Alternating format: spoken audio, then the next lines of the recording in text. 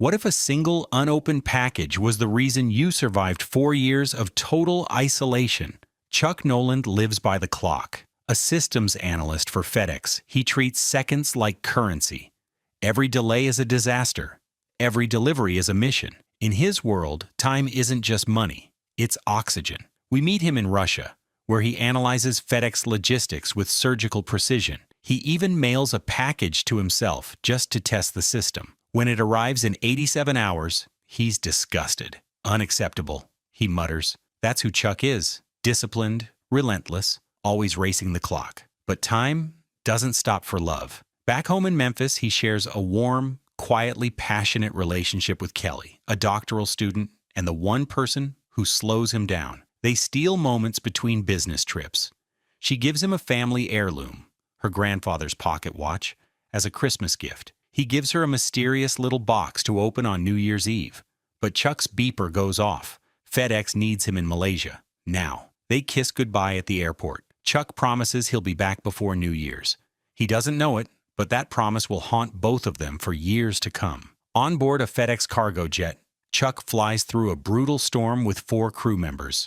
Turbulence shakes the cabin. Lights flicker. Something explodes. The pilots yell. They've lost radio contact. Then comes the crash. The plane tears apart midair, screaming metal, a fireball of cargo. Chuck is slammed into the cold blackness of the Pacific. He scrambles to an emergency raft just as the wreckage disappears beneath the waves. Lightning flashes across the sky as towering waves batter him from all sides.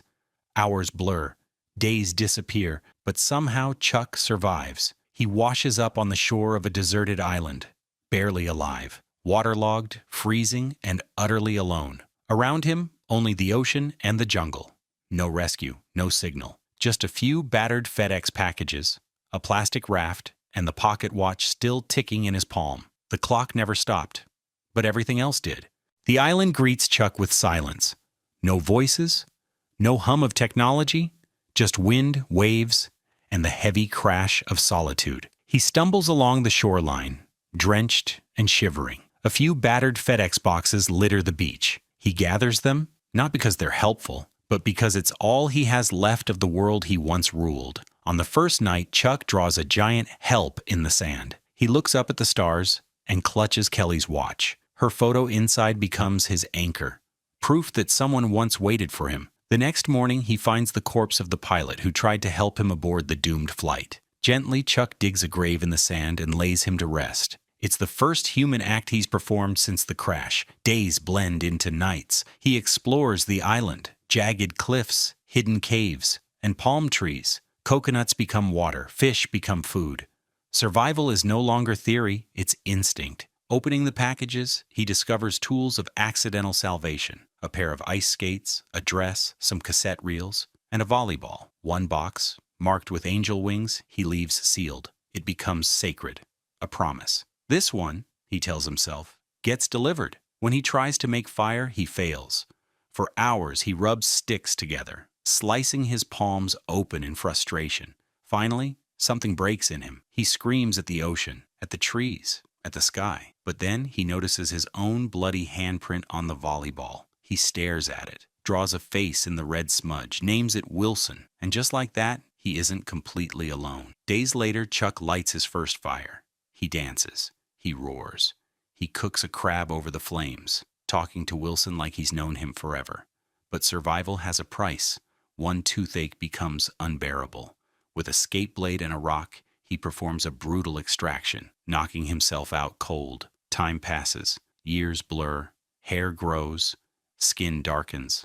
Muscles sharpen. Chuck, the FedEx executive, no longer exists. What remains is someone primal, scarred, determined, still staring at a package he refuses to open. 4 years pass. The calendar Chuck etched into the cave wall tells him that. Not words, not memories, just scratches on stone. His beard is long, his skin sun-scorched. His body was lean and calloused. This isn't the Chuck Noland who boarded a FedEx jet in a pressed shirt. This is a man who talks to a volleyball and ties tree bark into rope, but he's alive. Every day, Chuck hunts, climbs, and scours the island. He drinks from streams. He spears fish. He fears nothing but silence and time. Yet even in this solitude, his mind holds on to two things: the unopened package with angel wings and Kelly. Every night he opens the pocket watch she gave him. Her photo, now faded, is still inside. His ritual, his heartbeat. One day a massive sheet of plastic washes ashore, a broken part of a porta-john. But to Chuck, it's a gift from the sea. He stares at it for hours. Then an idea begins to form. A sail. Hope. He begins planning his escape, marking tides, wind patterns, and moon phases. His raft must be ready by April. 2 months. Using branches, vines, a cassette tape, and ingenuity, Chuck constructs a raft. Every knot tied is a thread of purpose. Every lash of the wind against his back is a reminder that time is short, but he needs more rope. And the only place he knows there's more is the top of the island. The same spot where years earlier he nearly gave up. He had fashioned a noose once just in case, but something made him stop. Now he climbs again, not to die, but to escape. When the raft is complete, Chuck carves a message into the cliff face. Chuck Noland was here, 1,500 days, escaped to sea. Tell Kelly I love her. Wilson is secured to the raft. The unopened package rests at the bow, and then he launches.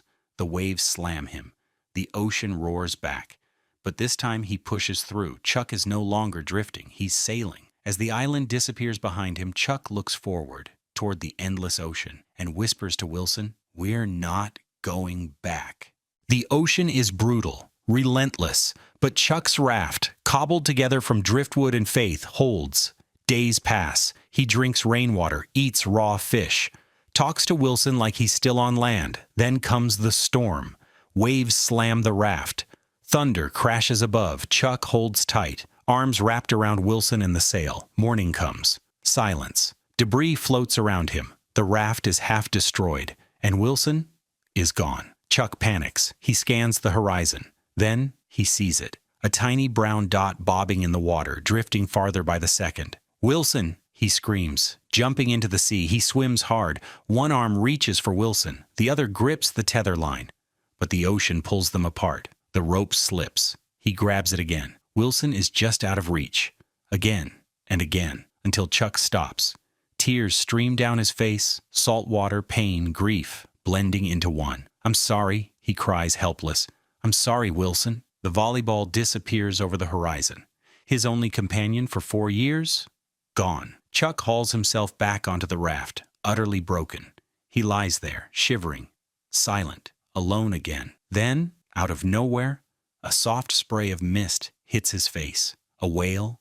It rises beside the raft, watching him. Its eye, massive, ancient, meets his, and behind it, in the distance, a ship, a massive cargo vessel slicing through the sea. Chuck blinks, unsure if it's real, but it is. He's rescued. 4 weeks later, Chuck sits on a private jet headed back to civilization. Shaved, rested, dressed, but hollow. His friend meets him at the airport, explaining everything.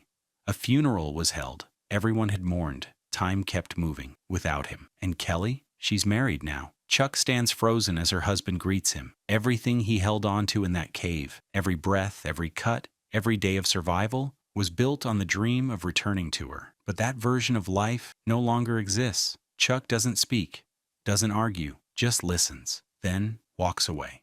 Chuck is home, but it doesn't feel like home. Friends gather. Speeches are made. Everyone smiles. Except Chuck. They serve lobster at the party. He stares at it, thinking of the crabs he roasted over campfires with Wilson. Someone hands him a lighter. He flicks it, then holds it in disbelief. Fire used to mean survival. Now it comes in a click. He can't sleep in his bed. Too soft? Too clean? He lies on the floor, staring at the pocket watch Kelly gave him. Time didn't just move forward, it left him behind. So he goes to her. Kelly. He steps up to the door, ready to knock. But before he can, she opens it. No words, just a tearful hug. He hands her the watch. "It belongs with your family," he says. Her eyes fill with emotion. She never thought she'd see it again. She shows him the car she never sold. His car. It's been sitting there all these years. She hands him the keys. He gets in. She leans in. They kiss. Soft, familiar. Painful. Kelly pulls back. "I can't leave my family," she whispers. "I know," Chuck replies, They both cry, they both smile, they both know they'll always love each other. However, they no longer belong in the same life. Chuck drives into the night, alone. Again. Not lost, just unanchored. Eventually, he finds a rural crossroads and pulls over. There's no one around, no clear path. He unfolds a map on the hood of the car. Where to now? As he ponders, a woman drives by and asks if he's lost. She's friendly, casual, familiar. Then she drives away, and on the back of her truck, angel wings. The same symbol from the unopened FedEx package that kept Chuck alive all those years. She's the one, the woman he never knew, who, unknowingly, gave him hope when he had nothing else. He looked down the road, and she drove off then back at the others. At the intersection of past and future, Chuck smiles. For the first time in years, he doesn't need a clock to decide. Chuck stands alone at the crossroads, literally and emotionally. 4 years ago, his life was schedules, shipments, and seconds. He measured time as if it were treasure.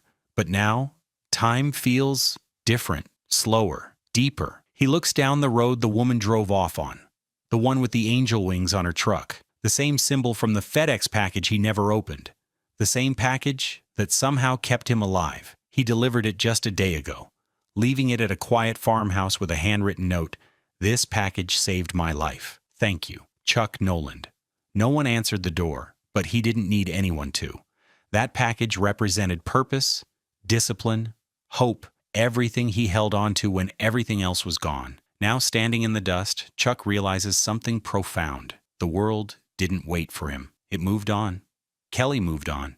His job, his home, his routines, gone. But he's still here. And maybe, just maybe, that's a good thing. Chuck folds the map, smiles, turns to face the road ahead. No more schedules, no more planes, just possibilities. He takes a deep breath of country air and with one quiet step forward, chooses to keep living, not just surviving. Before we wrap up, here are some fascinating things you may not have known about Cast Away, and why critics still consider it one of Tom Hanks's most outstanding performances. According to Roger Ebert, Tom Hanks delivered one of the best performances in modern film, an acting masterclass in isolation and transformation. The Guardian called the film a minimalist masterpiece, and Variety praised it as a surprisingly spiritual journey, profound in its silence and simplicity. And if you noticed how intense those island scenes felt, that was intentional. There's no music at all during Chuck's time on the island. The composer, Alan Silvestri, left those scenes in total silence to highlight just how alone he truly was. Filming was so intense that it was split into 2 major chunks. Production actually paused for an entire year so Tom Hanks could lose over 50 pounds, grow out his hair, and return looking like a man who'd survived 4 brutal years in the wild. And it nearly killed him, literally. During filming in Fiji, Hanks got a nasty leg infection and had to be hospitalized. That unexpected delay? It was when director Robert Zemeckis developed the Polar Express. FedEx didn't just appear in the movie, they fully cooperated. The company let the filmmakers shoot in real distribution hubs and on actual FedEx planes. Despite the heavy branding, FedEx didn't pay a dime, but they still got global exposure. And of course, Wilson. That iconic volleyball wasn't just a prop, it became a pop culture legend. So much so that the original sold at auction for over $300,000 in 2021. Cast Away is more than a survival movie. It's a quiet meditation on isolation, grief, and the raw human instinct to find meaning, even in the bleakest corners of the world. Chuck Noland didn't just survive a crash or an island.